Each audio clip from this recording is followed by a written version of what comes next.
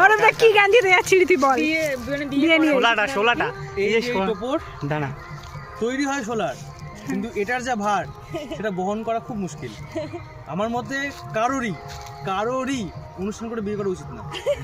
আমরা কিসের জন্য রেজিস্ট্রি ম্যারেজ করো, সেই টাকাতে ঘুরতে যাও, কোনো মন্দিরে গিয়ে বিয়ে করে নাও, হ্যাঁ বাড়িতে 10 জনকে নিয়ে বিয়ে করে নাও, অনেক ভালো। কারণটা হচ্ছে সবার মন রাখতে রাখতে নিজে শেষ হয়ে যেতে হয়।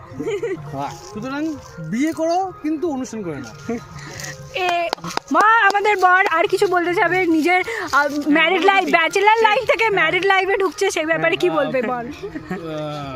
ব্যাচেলার লাইফ থেকে ম্যারিড লাইফে ঢুকছি, এখনো পর্যন্ত কোনো প্রবলেম বুঝতে পারছি না। হ্যাঁ, ম্যারিড লাইফে ঢোকার পর বলতে পারবো যে দুটোর পার্থক্যটা কি।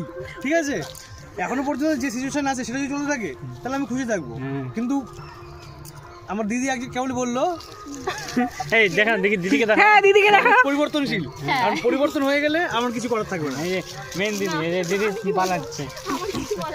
আর আপনার আজকের দিনে কি হচ্ছে, ফিলিংস হচ্ছে? খুব টায়ার্ড, হ্যাঁ খুব এক্সস্টেড, হ্যাঁ। আর দৌড়াতে দৌড়াতে পা ব্যথা হয়ে গেল। আর আপনি যে বিয়ে করতে যাবেন সেটা নিয়ে আপনার কিছু মনে হচ্ছে না, কিছু বলার?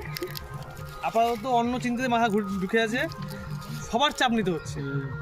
আপনার মনে হচ্ছে না যে আপনি আপনার ওয়াইফকে দেখবেন, তখন আপনার কি ফিলিংস হবে সেই ব্যাপারে? খবর থেকে আসছে কি আনন্দবাজার থেকে আসছে নাকি?